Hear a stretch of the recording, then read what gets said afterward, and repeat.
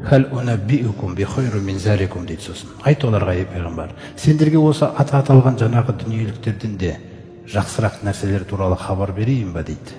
Ол не дегенде, жәннатун тәжри мин тахтихал анхар, астарынан өзендер ағатын, ішінде мәңгі болатын жәннат бақшалары дейді.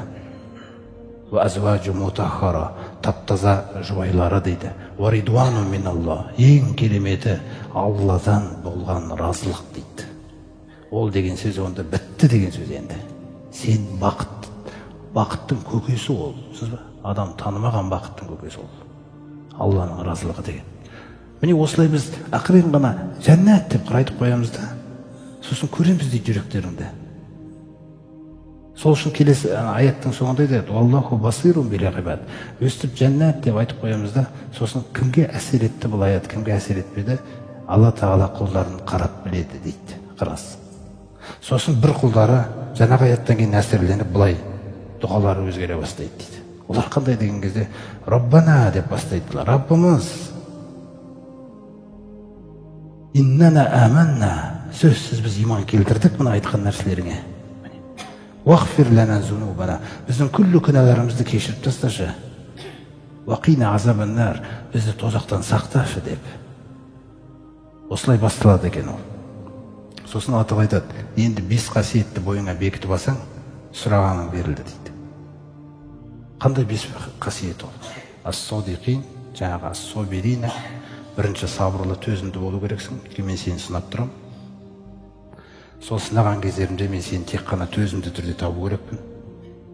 Екінші содиқин, мен сені әртүрлі жаңағыдай бір өтірік айтатын кездер, біреулер жала жабатын кездер, біреулер тағы басқа сөздер, сондай кездерде тек қана шындықты айтуыңды қажет етіп сынайын дейді. Шыншылдар, содиқин, халің де шын. Көрдіңіз бе? Әрбір істеп жатқан амалыңда шындық бар. Тіпті біреуді құшақтап жатқан кезіңде де шындық бар да. Сен еш нәрсені босқа істемейсің ғой. Қалай сен біреуді өтірік құшақтайсың? Заяға кеткен нәрсе ғой мынау, қимыл. Сен құшақтадың ба? Шын құшақта. Міне. Сол шыншылдық, сабырлық, сосын шыншылдар дейді. Ол қонетин. Сосын бұлар бойсынып жүреді дейді әрдайым. Бұларға зікір айт десең, зікірді кәдімгідей жаттап, тағы қай уақытта айтуға болады, тағы қай уақытта айтуға болады деп сұрап жүреді дейді бұлар. Берілгісі келеді. Бұларға бір нәпіл намазды ашып қойсам болды, соны істей береді дейді. Жаңа мысалы. Бұларға осындай бір нәпіл ораза бар десең, соны ұстап алады дейді. Бұларға мына ата-анаңа туф деп айтпа десең, ешқашан туф деп айтпайды. Бұл бастатына бірісін соған берік, ұзағынан бойсынады дейді ол нәрсеге. Қонетин сондай, бағынып тұрады Алла Тағалаға. Сосын уәл-мунфиқина, сосын мен саған мал берем деп жатыр Алла Тағала. Сол малды берген кезде сен жұмсаушылардан бол дейді. Туысқаныңа жұмса, көршің сұрап келсе жұмса, пақырға жұмса, міскінге жұмса. Әйтеуір жұмсаушылар деген қасиет сенің бойында болу керек дейді өмір бақи. Ең соңғысы осы күллі осы салиқалы амалдардың бәрін істегеннен кейін нәпсің көтеріліп кетпес үшін әл-мустағфирина, кешірім сұраушылардан болу керексің дейді әрдайым. Салиқалы амалды істейсің, сосын салиқалы амалдан кейін кешірім сұрайсың. Раббым кешірші мені деп. Бұл сенің көтеріліп кетпеуіңе, салиқалы амалыңмен мақтанып кетпеуіңе жаңағы жолды кесіп тұрады сол нәрсені. Қай уақытта кешірім сұрау керекпін, Раббым?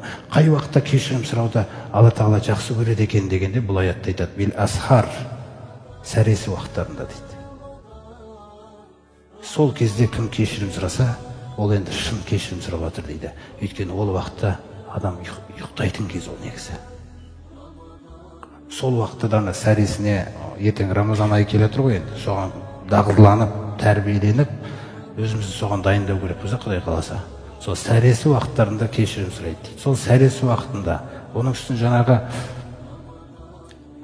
кешірім сұрау дұғаларының мырзасын айтатын болсақ, сосын солай жақсылап тұрып шегеленетін болса Рамазан айы бойы. Одан кейін ол Рамазаннан кейін жалғасын таба береді ғой, Құдай қаласа. Сөйтіп әрбір істеген амалдарымыз иншалла. Осы жақсылықтарды Алла Тағала біздерге нәсіп етсін.